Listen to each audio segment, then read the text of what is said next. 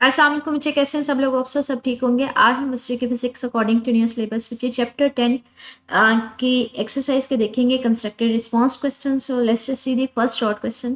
कहते हैं charge particle is lying stationary between the opposite poles of the magnet. के एक चार्ज पार्टिकल है लेकिन वो स्टेशनरी है, क्या उसके ऊपर कोई मैग्नेटिक फोर्स लगेगी बच्चे?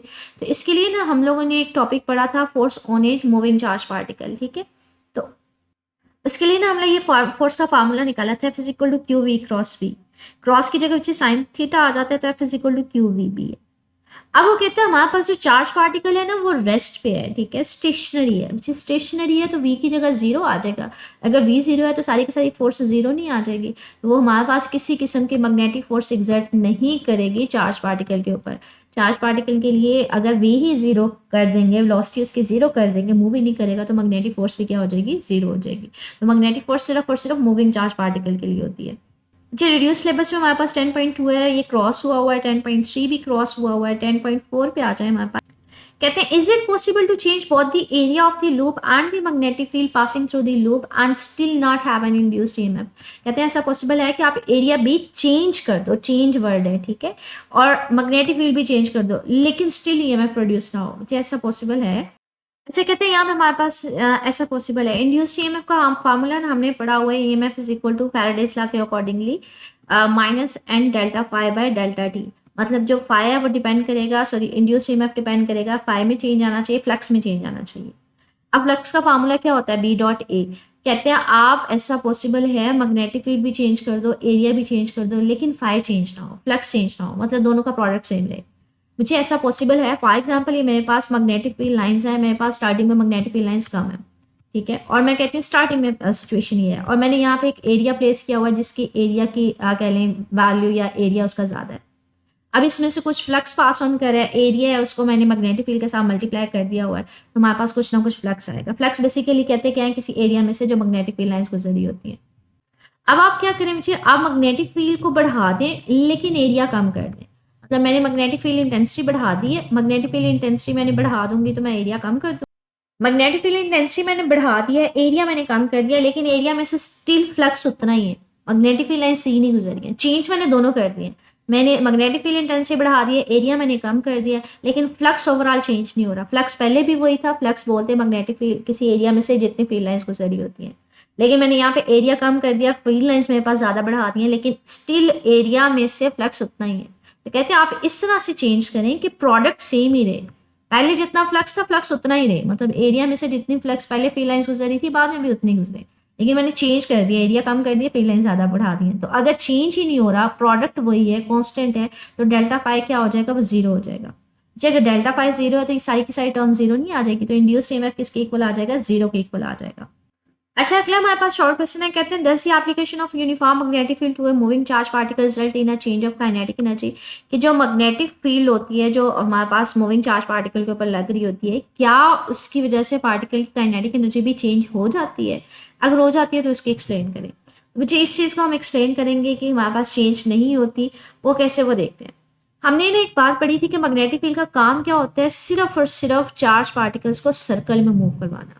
इसके अलावा वो की काम नहीं करती, ना उसका स्पीड कम करती है, ना ज़्यादा करती है, ना कम करती है, मतलब उसकी कह लें काइनेटिक एनर्जी चेंज नहीं करवाएगी। हम इसको जस्टिफाई करते हैं कैसे? हमारे पास मैग्नेटिक फोर्स जो फार्मूला होता है ना बच्चे, वो क्यू वी बी होता है। अब हमारे पास कोई भी चार्ज पार्टिकल, हमने पढ़ा था कि अगर कोई चार्ज पार्टिकल है ना, for example positive charge particle है, वो स्ट्रेट जा रहा है, तो मैग्नेटिक फील्ड अगर कहीं गिवन है तो वो मैग्नेटिक फील्ड क्या करेगी? उसका पाथ बेंड करवा देगी, उसका अपवर्ड। अगर मेरे पास यहाँ पे for example magnetic field inside the board या पेपर गिवन है, मैंने उसको क्रॉस के जरिए प्रेजेंट कर रही हूँ, मेरे पास अगर यहाँ पे गिवन है और यहाँ पे कोई चार्ज पार्टिकल जा रहा है, तो वो क्या करेगी? मैग्नेटिक फोर्स अपवर्ड डायरेक्शन में लगेगी according to right hand rule, तो वो उसका पाथ बेंड करवा देगी।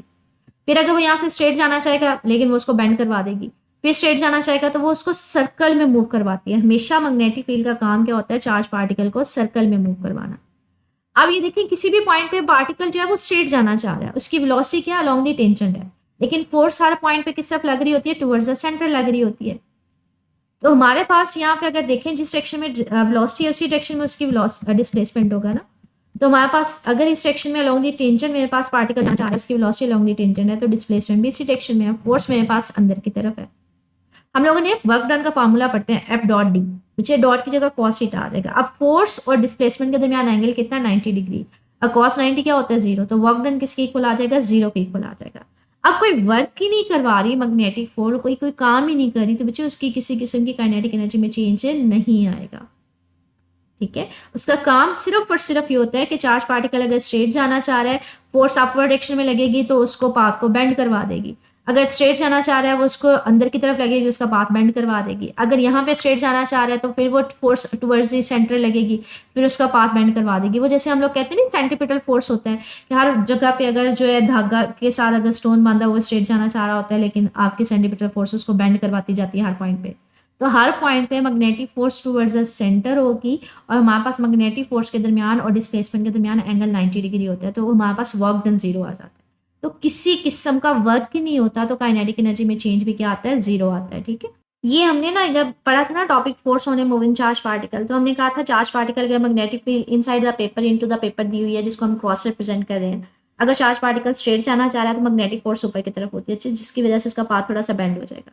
अब यहाँ से फिर अलोंग द टेंजर जाना चाह रहा होता है, फोर्स इनसाइड द लगेगी अंदर की तरफ, तो फिर उसका पाथ थोड़ा बेंड हो जाएगा। तो वो बेंड करता करता ना बिल्कुल सर्कल में मूव कर रहा होता है, और सर्कल में हमेशा पार्टिकल अलोंग द टेंजेंट जाता है, फोर्स टुवर्ड्स द सेंटर होगी, force charge particle toward the tangent जाना चाहेगा, फोर्स टुवर्ड्स द सेंटर होगी। तो एंगल 90 डिग्री होने की वजह से मैग्नेटिक फोर्स याद रखिएगा कोई वर्क नहीं करती। अगर कोई वर्क नहीं करती तो काइनेटिक एनर्जी में चेंज नहीं आएगा, काइनेटिक एनर्जी उसका सेम रहती है। तो ये एमसीक्यू याद रखिएगा, मैग्नेटिक फोर्स सिर्फ और सिर्फ चार्ज पार्टिकल को सर्कल में मूव करवाती है, कोई वर्क नहीं करती। ये इंपॉर्टेंट शॉर्ट क्वेश्चन है, ये काफ़ी दफ़ा बच्चे बोर्ड में आया भी हुआ है। अगेन वही बात की, ये पहले सेकेंड ईयर का पार्ट था, अब ये सेकेंड ईयर का पार्ट नहीं है, तो ये इंपॉर्टेंट है वैसे। अच्छा, नेक्स्ट शॉर्ट क्वेश्चन है, कहते हैं uniform electric field and magnetic field act in the same direction, दोनों एक ही डायरेक्शन में एक्ट कर रही है, मैग्नेटिक फील्ड भी और इलेक्ट्रिक फील्ड भी। A proton is projected in space with the uniform velocity in opposite direction, जो प्रोटॉन है वो ऑपोजिट डायरेक्शन में मूव करना शुरू हो जाता है। आप बताएं प्रोटॉन की वेलोसिटी जो है ना, इनिशियल वेलोसिटी, वो ऑपोजिट डायरेक्शन में, आप बताएं क्या इफेक्ट आएगा। अच्छा, ये छोटा सा आसान सा सवाल है, कहते हैं इलेक्ट्रिक फोर्स अगर हमारे पास ऑपोजिट डायरेक्शन में है, कि फॉर एग्जांपल कहते हैं इलेक्ट्रिक फील्ड भी मेरे पास डाउनवर्ड डायरेक्शन में है और मैग्नेटिक फील्ड भी। फॉर एग्जांपल बच्चे मेरे पास ये दो पैरेलल प्लेट्स हैं, इलेक्ट्रिक फील्ड ना हमेशा पॉजिटिव से नेगेटिव प्लेट की तरफ होती है। तो अगर फॉर एग्जांपल मेरे पास जो है इलेक्ट्रिक फील्ड वो कहता है हमारे पास डाउनवर्ड डायरेक्शन में, एक पहले बात करते हैं कि पर्टिकुलर डायरेक्शन है, फॉर एग्जांपल मैं डाउनवर्ड डायरेक्शन में ले रही हूँ इलेक्ट्रिक फील्ड। अगर यहाँ पे आप पॉजिटिव चार्ज है वो हम कंसीडर करते हैं कि वो ऑपोजिट डायरेक्शन में मूव करेगा, कहते हैं उसने ये कहना है कि हमारे पास जो प्रोटॉन है वो ऑपोजिट डायरेक्शन में मूव करता है। ठीक है, उसकी इनिशियल वेलोसिटी क्या है ऑपोजिट डायरेक्शन में। अगर इलेक्ट्रिक फील्ड मेरे पास नीचे की तरफ है और मैं कहती हूँ प्रोटॉन जो है वो ऑपोजिट डायरेक्शन में मूव कर रहा है, बच्चे ये देखें प्रोटॉन प्रोटॉन तो एक दूसरे को रिपेल नहीं करेगा, तो उसकी वेलोसिटी क्या हो जाएगी, कम हो जाएगी। तो वो यहाँ पे ये कह रहा है कि जो प्रोटॉन है वो स्लो हो जाएगा। क्यों स्लो हो जाएगा बच्चे, अगर वो इलेक्ट्रिक फील्ड के ऑपोजिट मूव करेगा ऊपर की तरफ, ये तो रिपेल करेगा। इलेक्ट्रिक फील्ड हमेशा याद रखिएगा पॉजिटिव से नेगेटिव की तरफ होगा। तो अगर मैं इलेक्ट्रिक फील्ड डाउनवर्ड डायरेक्शन में ले रही हूँ और प्रोटॉन को मैं कहती हूँ वो ऑपोजिट डायरेक्शन में मूव कर रहा है, तो उसकी स्पीड क्या हो जाएगी, कम हो जाएगी। जो इलेक्ट्रिक फोर्स का फार्मूला होता है वो F equal to Q E होता है। हमारे पास कोई भी चार्ज पार्टिकल होना बच्चे, उसके ऊपर मैग्नेटिक फोर्स का फार्मूला पढ़ते हैं Q V B sine theta. अब वो कहते हैं हमारे पास मैग्नेटिक फील्ड जो है ना वो भी डाउनवर्ड डायरेक्शन में है, मतलब मैग्नेटिक फील्ड नीचे की तरफ है और जो चार्ज पार्टिकल है वो किस तरफ जा रहा है, वो ऑपोजिट डायरेक्शन में जा रहा है, उसकी वेलोसिटी किस तरफ है, ऊपर की तरफ। ठीक है, ऑपोजिट डायरेक्शन में है ना। और हमारे पास मैग्नेटिक फील्ड और फिर वेलोसिटी के दरमियान एंगल कितना हो बच्चे, 180 डिग्री हो गया। और साइन 180 किसके इक्वल होता है बच्चे, वो 0 के इक्वल होता है। तो मैग्नेटिक फोर्स उसके ऊपर किसी किस्म की एक्ट नहीं करेगी। नेक्स्ट शॉर्ट क्वेश्चन है, कहते हैं conductor moves in a magnetic field when A current passes through the conductor. ये हमने पढ़ा हुआ है कि अगर जो कंडक्टर मैग्नेटिक फील्ड में से हमारे पास कह लें कि अगर किसी कंडक्टर में से करंट गुजरती है तो वो मैग्नेटिक फील्ड में, अगर मतलब मैग्नेटिक फील्ड में कोई कंडक्टर है उसमें से करंट मूव करती है ना, तो वो मूव करना शुरू होता है। ऐसा पॉसिबल है कि कंडक्टर मूव करे और वहां पे करंट प्रोड्यूस हो जाए बच्चे, जी ऐसा पॉसिबल है। ये हमने टॉपिक पढ़ा था इंड्यूस्ड ईएमएफ के फार्मूले से। ये हमने फैराडेज लॉ का पढ़ा था कि अगर कंडक्टर को हमने दो रेल्स के ऊपर रखा था, हमने कहा था अगर कंडक्टर को आप मूव करवाते हो ना अपनी जगह से, तो एरिया बढ़ने की वजह से, फ्लक्स चेंज होने की वजह से इसमें करंट फ्लो करना शुरू हो जाती है। तो उसको हमने कहा था इंड्यूस्ड ईएमएफ का फार्मूला हमने पढ़ा था कि जो इंड्यूस्ड ईएमएफ है वो डिपेंड करती है rate of change of flux के ऊपर, कि अगर फ्लक्स में चेंज आएगा तो हमारे पास क्या होगा कि ईएमएफ का मतलब होता है पोटेंशियल डिफरेंस, मतलब करंट प्रोड्यूस होना शुरू होती है। तो इसका आंसर भी हम लोग देख लेते हैं, इसी चीज़ को वो बता रहा है। कहते हैं हमारे पास ऐसा पॉसिबल है कि अगर कंडक्टर मूव करेगा तो वहां पे करंट प्रोड्यूस हो जाएगी। कहते हैं हम लोगों ने ना ये पढ़ा था according to Faraday's law. Michael Faraday ने ये कहा था कि हमारे पास अगर कंडक्टर को मूव करवाएंगे तो वहाँ पे ईएमएफ प्रोड्यूस हो जाएगी फ्लक्स में चेंज आने की वजह से। वो बेसिकली अगर ईएमएफ प्रोड्यूस हो जाएगी, ईएमएफ पोटेंशियल डिफरेंस ही होता है, तो हमारे पास करंट आना शुरू हो जाएगी। तो ये हमने पढ़ा था फैराडेस लॉ के केस में, या इसको हमने इंड्यूस्ड ईएमएफ भी पढ़ा था बच्चे। इंड्यूस्ड ईएमएफ हमने इससे प्रीवियस फार्मूला पढ़ा था, ठीक है। इंड्यूस्ड ईएमएफ भी यही था कि अगर आप कंडक्टर को अपनी जगह से मूव करवाते हैं, एक जगह से दूसरी जगह पे मतलब मूव करवाते हैं किसी वेलोसिटी v के साथ आगे की तरफ लेके जाते हैं, तो बच्चे हमारे पास इसमें करंट प्रोड्यूस हो जाएगी, ठीक है। तो वो उसकी मूवमेंट के ऊपर डिपेंड करेगा, मैग्नेटिक फील्ड के ऊपर डिपेंड करेगा। तो उसमें हमने इंड्यूस्ड ईएमएफ का फार्मूला निकाला था VBL sin थीटा। उसको फैराडेस लॉ ने एक्सप्लेन किया था फ्लक्स की फॉर्म में, ठीक है। तो आपके की बुक में फ्लक्स फैराडेस लॉ का जिक्र है, तो उसी के अकॉर्डिंगली कर लीजिएगा तो बेहतर है। 10.8 बच्चे शॉर्ट क्वेश्चन में अगेन ये रिड्यूस लेवल्स में क्रॉस हुआ हुआ है, तो हम ये नहीं करेंगे। 10.9 है, कहते हैं what will you do if you want to save a sensitive instrument from stray magnetic field. Stray का मतलब होता है जो बिटकी हुई होती है, जो हमारी इन्वायरमेंट में मौजूद होती हैं। अगर वहाँ हमारे पास ऐसी मैग्नेटिक फील्ड है, तो आप अपने सेंसिटिव इंस्ट्रूमेंट को किस तरह से उससे सेव करेंगे। कहते हैं उसके लिए आप अपना जो इंस्ट्रूमेंट है ना, उसको मैग्नेटिक फील्ड जो इधर हमारे एनवायरनमेंट में मौजूद होती है उनसे बचाने के लिए आपको उसको क्या करें, उसको म्यू मेटल शीट में प्लेस करते हैं। म्यू मेटल शीट जो होती है बच्चे, इस तरह की हमारे पास मेटल की एक शीट होती है, कहते हैं उसके अंदर प्लेस कर दें। उसका काम क्या है, सिर्फ और सिर्फ बच्चे ये ना म्यू मेटल शीट जो होती है ये बेसिकली अलाई होती है फेरोमैग्नेटिक मटेरियल, निकल, आयरन, ये डिफरेंट जो फेरोमैग्नेटिक मटेरियल्स होते हैं उनका मिक्सर होती है। अलाई का मतलब होता है कॉम्बिनेशन होती है डिफरेंट मटेरियल्स का, सारे फेरोमैग्नेटिक होते हैं, फेरोमैग्नेटिक मटेरियल है। कहते हैं इनका काम क्या होता है, ये जो शीट होती है ये हाईली इसकी मैग्नेटिक परमिबिलिटी होती है, मतलब इसके अगर ऊपर आके magnetic field lines pass on करेंगी ना, तो ये या तो उसको ऑब्जॉर्व कर लेगी या फिर उसको रीडायरेक्ट कर देगी, मतलब उसको रिफ्लेक्ट करवा देगी, इस तरह से उसको स्कैटर करवा देगी, ठीक है। जिसकी वजह से अपने आपके इंस्ट्रूमेंट को सेव कर लेती है इस तरह की मैग्नेटिक फील्ड लाइन से। तो ये हमारे कंस्ट्रक्टेड रिस्पॉन्स क्वेश्चन से। कंप्रीहेंसिव पे चलते हैं। कहते हैं डिस्टिंग्विश करें between magnetic flux and magnetic flux density, how they are related. उसमें ये वाला टॉपिक करेंगे magnetic flux and magnetic flux density. ये मैंने ना आपको की बुक से कंप्लीट करवाया था बच्चे, मेक श्योर कीजिएगा आप ये लेक्चर देख लें लास्ट में, ठीक है।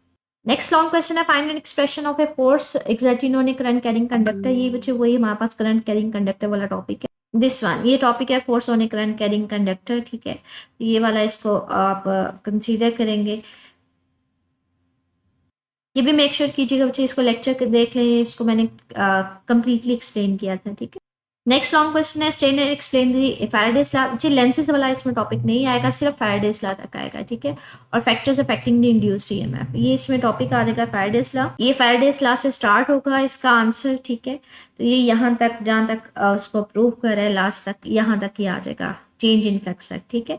आगे लेंसेज लॉ वाला टॉपिक नहीं करना। उसके बाद ये 3 पॉइंट्स है वो उसके साथ शामिल होंगे, फैक्टर्स अफेक्टिंग दी EMF, ठीक है। तो यहाँ तक इसके 3 पॉइंट्स ये साथ में शामिल हो जाएंगे। आगे हमारे पास लॉन्ग क्वेश्चन है, determine the force acting on A charge particle, वही हमारे पास चार्ज पार्टिकल वाला टॉपिक है। ये motion of A charge particle in a magnetic field, बच्चे ये सारा इसमें जाएगा, ठीक है। कंप्लीट लॉन्ग क्वेश्चन है, ये बड़ी दफा बोर्ड में आया हुआ है, इंपॉर्टेंट है, यहाँ तक एंड हो जाएगा, ठीक है। आपके पास बच्चे वेलोसिटी सिलेक्टर वाला जो टॉपिक है रिड्यूस हुआ है, तो ये क्रॉस कर देना, ये नहीं करना। एक्सप्लेन हाउ फेरोफ्लुइड्स वर्क, ये लास्ट टॉपिक है, लास्ट आपका लॉन्ग क्वेश्चन है चैप्टर का। इसमें ये फेरोफ्लुइड्स आ जाएगा, ठीक है। इसका इंट्रोडक्शन आ जाएगा, प्रॉपर्टीज आ जाएंगी, वर्किंग आ जाएगी, तो ये सारा इसके अंदर आ जाएगा, ठीक है। फेरोफ्लुइड्स वाला तो ये इसका यहाँ तक आ जाएगा, ठीक है। तो ये लॉन्ग क्वेश्चन से और कंस्ट्रक्टेड रिस्पॉन्स क्वेश्चन से बच्चे मजीद इनमें कुछ पूछना हो मेरे से कमेंट सेक्शन में पूछ लीजिएगा। ओके, अल्लाह हाफिज़।